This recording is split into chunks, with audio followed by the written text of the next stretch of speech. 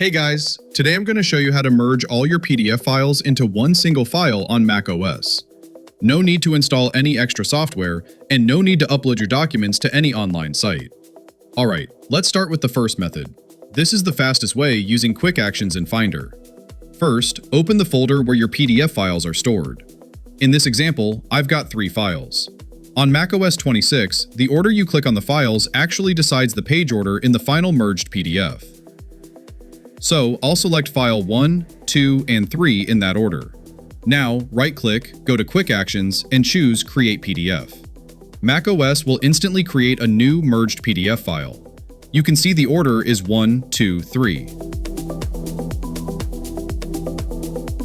Let's try again, but this time I'll select them in reverse. 3, 2, 1.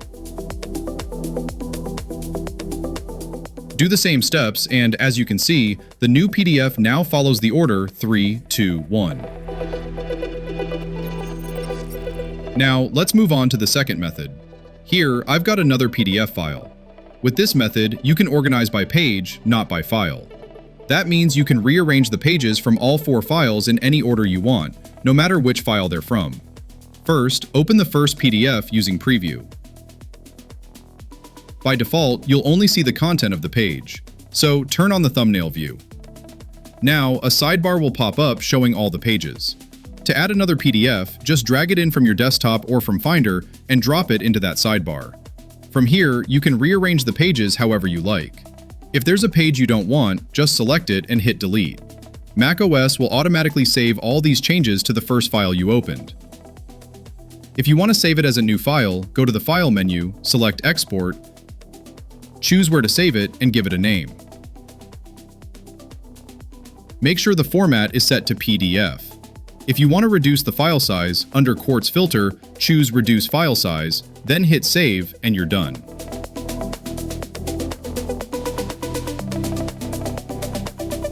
That's it! With just a few simple steps, you can turn multiple separate PDF files into one complete document. If you found this video helpful, don't forget to like and subscribe to Easy Tech Steps so you won't miss out on future tech tips. And if you've got any questions about macOS, feel free to leave a comment down below. Thanks for watching, and I'll see you in the next video.